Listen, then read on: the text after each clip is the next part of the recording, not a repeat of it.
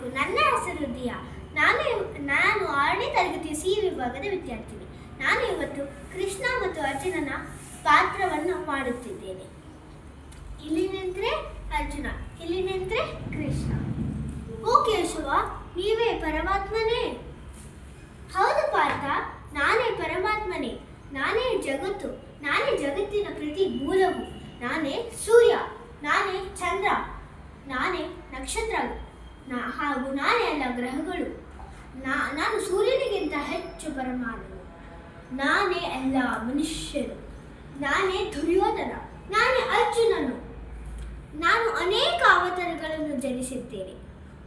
ಯಾವಾಗ ಧರ್ಮ ಅವನತಿಯಾಗುವುದೋ, ಅಧರ್ಮ ಉನ್ನತಿ ಆಗುವುದೋ ಆವಾಗೆಲ್ಲ ನಾನು ಮತ್ತೆ ಮತ್ತೆ ಮನುಷ್ಯರ ಸಹಾಯಕ್ಕಾಗಿ ಜನ್ಮಿಸುತ್ತೇನೆ. ನಾನು ಪರಮನು.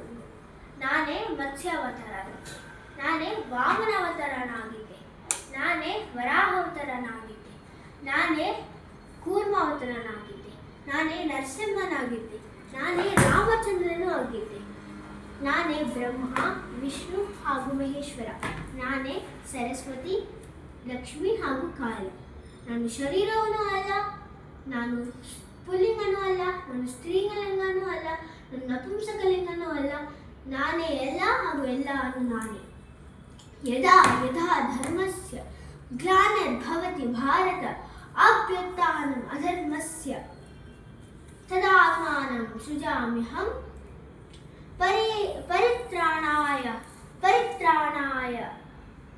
ಪರಿತ್ರಾಣಾಯ ಸಾಧೂನಾಂ ವಿನಾಶಾಯ ಚ ದುಷ್ಕೃತಾಂ ಧರ್ಮ ಸಂಸ್ಥಾಪನಾಯ